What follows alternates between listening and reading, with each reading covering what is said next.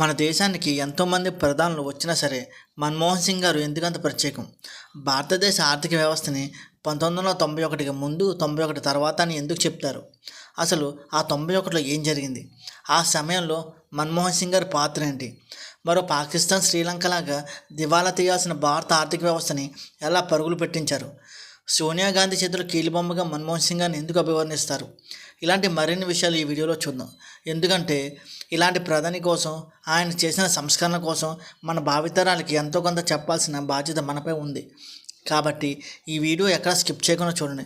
అలాగే మీ నుండి ఒక చిన్న రిక్వెస్ట్, దయచేసి ఈ వీడియోని లైక్ చేసి అలాగే మీ ఫేవరెట్ ప్రధాని ఎవరో కింద కామెంట్ చేయండి. ఇక వివరాల్లోకి వెళ్తే అది 1991వ సంవత్సరం. రూపాయి విలువ దారుణంగా పడిపోయి మన దేశ ఆర్థిక వ్యవస్థ పూర్తిగా కుప్పకూలిపోతున్న రోజులవి. అప్పు కోసం దీనంగా ప్రపంచ బ్యాంకు వైపు చూస్తున్న రోజులవి. ప్రపంచ దేశాలన్నీ ఇండియా పని అయిపోయిందని సంబరపడుతున్న రోజులవి. సరిగ్గా అలాంటప్పుడు ప్రధానిగా బాధ్యతలు చేపట్టిన పివి నరసింహారావు గారు చేసిన ఆర్థిక సంస్కరణలే దేశాన్ని ఇప్పుడు ఈ స్థాయిలో నిలబెట్టాయి. పైకి ప్రధాని అయిన పివి నరసింహారావు గారి పేరు వినబడుతున్నా సరే ఈ ఆర్థిక సంస్కరణ మూల పురుషుడు మాత్రం అప్పటి కేంద్ర ఆర్థిక శాఖ మంత్రి అయిన మన్మోహన్ సింగ్ అని చాలా కొంతమందికి తెలుసు. కానీ దురదృష్టవశాత్తు ఏంటి అంటే మన్మోహన్ సింగ్ దేశానికి, దేశ ఆర్థిక వ్యవస్థకి చేసిన కృషి మాత్రం ఎవరికీ తెలియదు. ఇప్పుడు మనం ముందుగా మన్మోహన్ సింగ్ యొక్క పూర్వ చరిత్రని సింపుల్గా ఇప్పుడు చూద్దాం. 1932లో పాకిస్తాన్ మరియు ఇండియా కలిసి ఉన్న రోజుల్లో వెస్ట్ పంజాబ్లో గాహాలో మన్మోహన్ సింగ్ గారు జన్మించారు.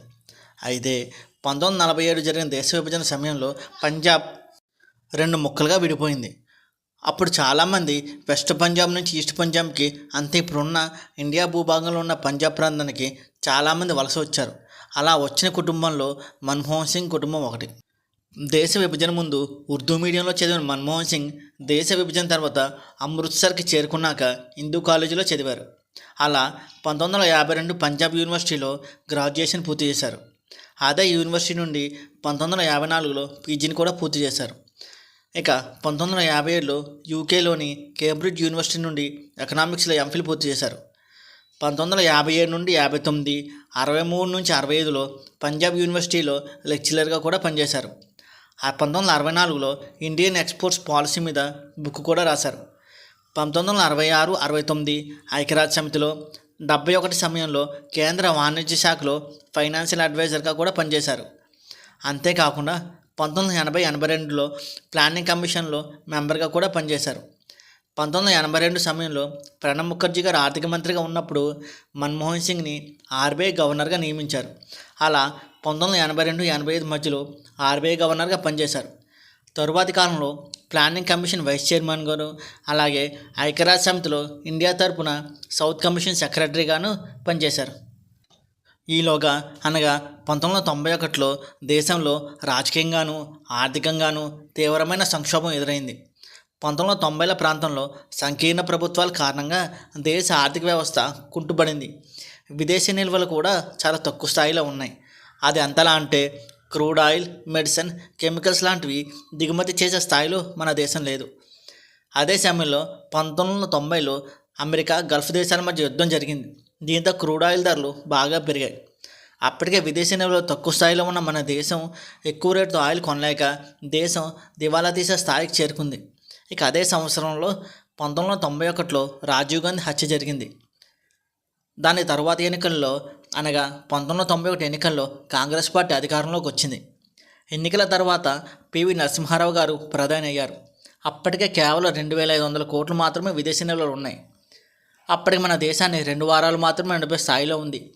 అలాంటి క్లిష్ట పరిస్థితుల్లో దేశ ఆర్థిక మంత్రిగా అందరి చూపు మన్మోహన్ సింగ్ వైపే ఉన్నాయి. 1991 జూలై 1న ఆర్థిక మంత్రిగా సంస్కరణలు మొదలుపెట్టారు. మొదటగా విదేశీ నిల్వలు పెంచే విధంగా మన దేశం నుండి దిగుమతి అయ్యే వస్తువుల కన్నా ఎగుమతి అయ్యే వస్తువులు ఎక్కువగా ఉండాలి అనే భావనతో ఇండియన్ గూడ్స్ తక్కువ ధరకు లభించాలని, మన ఇండియన్ రూపీ వాల్యూని 9% తగ్గించాలని నిర్ణయించారు. అసలు దేశ ఆర్థిక వ్యవస్థ కుదేలైన నేపథ్యంలో రూపాయి విలువ తగ్గించడంపై అప్పట్లో చాలా విమర్శలు వచ్చాయి. దీంతో పాటు 1991 జూలై 4న ఇండియన్ ఫారిన్ రిజర్వ్స్ పెంచుకునేందుకు ఇండియా వద్ద ఉన్న గోల్డ్ని బ్యాంక్ ఆఫ్ ఇంగ్లాండ్ దగ్గర తాకట్టు పెట్టి $400 మిలియన్ సంపాదించారు. 1991లో మన్మోహన్ సింగ్ గారు ప్రవేశపెట్టిన బడ్జెట్ ఇప్పటికీ బెస్ట్ బడ్జెట్గా నిలిచిపోయింది. అంతేకాకుండా విదేశీ పెట్టుబడులను ఆకర్షించేందుకు పాత చట్టాలని మన్మోహన్ సింగ్ గారు మార్చారు. లైసెన్స్ విధానాన్ని రద్దు చేశారు. దీంతో విదేశీ కంపెనీలు పెద్ద ఎత్తున భారతదేశంలో పెట్టుబడి పెట్టేందుకు ముందుకు వచ్చాయి. అంతేకాకుండా ప్రభుత్వ రంగాల్లో ప్రభుత్వ వాటాను విక్రయించారు కూడా. మనం మాట్లాడుకోవాల్సిన మరో విషయం ఏంటి అంటే ఎఫ్డిఐ విధానం. ఏదైనా విదేశీ సంస్థ భారతదేశంలో పెట్టుబడి పెట్టాలంటే కేవలం విదేశీ సంస్థకి 40% హక్కు మాత్రమే ఉంటుంది. మిగిలిన 60% ఇండియాకి సంబంధించిన వ్యక్తుల చేతిలో ఉండాలి. దీనివలన చాలా విదేశీ సంస్థలు వెనక్కి వెళ్ళిపోయాయి. దీన్ని మన్మోహన్ సింగ్ 40% నుండి 51% పెంచారు. అప్పుడు విదేశాలకు సంబంధించి చాలా కంపెనీలు ఇండియాలో పెట్టుబడి పెట్టేందుకు ముందుకు వచ్చాయి. ప్రభుత్వం తీసుకునే నిర్ణయాల వల్ల అనూహ్యంగా భారతదేశ ఆర్థిక వ్యవస్థ గాడిలో పడింది. 1991 మైనస్లో ఉన్న జీడిపి ఈ సంస్కరణల తర్వాత 4.43% పెరిగింది. మన ఆర్థిక వ్యవస్థని 1991 ముందు 91 తర్వాత అని చెప్పేలా మన్మోహన్ సింగ్ గారు ఈ పరిస్థితి తీసుకొచ్చారు. తర్వాత 1996, 2004 మధ్యలో బీజేపీ అధికారంలో ఉన్నా సరే మన్మోహన్ సింగ్ గారు తీసుకొచ్చిన విధానాలే కొనసాగించారు. తిరిగి 2004 కాంగ్రెస్ పార్టీ అధికారంలోకి వచ్చిన తర్వాత ప్రణబ్ ముఖర్జీ గారు ప్రధాని అవుతారని అందరూ భావించినా సరే మన్మోహన్ సింగ్ గారికే ప్రధాని పీఠం దక్కింది.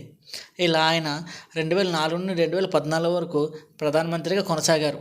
ప్రధానమంత్రి స్థానంలో ఉన్న సమయంలోనే భారతదేశానికి అమెరికాకి మధ్యలో జరిగిన న్యూక్లియర్ ఒప్పందం పెద్ద సంచలనంగా మారింది. అదేవిధంగా 2005లో ప్రధానమంత్రిగా తీసుకొచ్చిన Mahatma Gandhi national rural development scheme చాలామంది పేదల ఆకలి తీర్చింది కూడా. దీని ద్వారా పేదలకు పని కల్పించడమే కాకుండా రూరల్ ఇన్ఫ్రాస్ట్రక్చర్ బాగా డెవలప్ అయింది.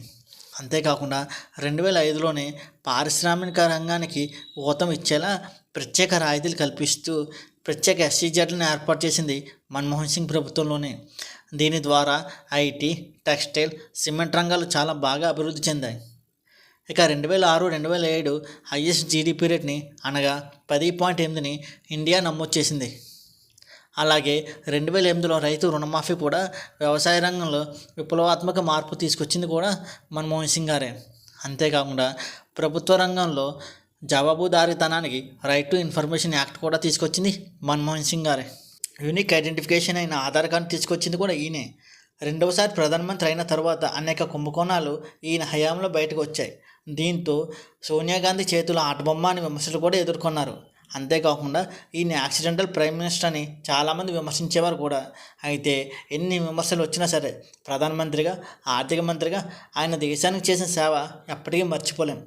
తరువాతి కాలంలో ఎంతమంది ఆర్బీఐ గవర్నర్లు, ఎంతమంది ప్రధానమంత్రులు వచ్చినా సరే మన్మోహన్ సింగ్ గారి స్థానం స్థిరస్థాయిగా నిలిచిపోతుంది. ఈ వీడియో మీకు నచ్చిందని అనుకుంటున్నాం. ఈ వీడియో మీకు నచ్చినట్లయితే ఈ వీడియోని లైక్ చేసి మీ అమూల్యమైన అభిప్రాయాన్ని కామెంట్ రూపంలో తెలియచేయండి. అలాగే మన ఛానల్ని సబ్స్క్రైబ్ చేయకపోతే ఇప్పుడే సబ్స్క్రైబ్ చేయండి.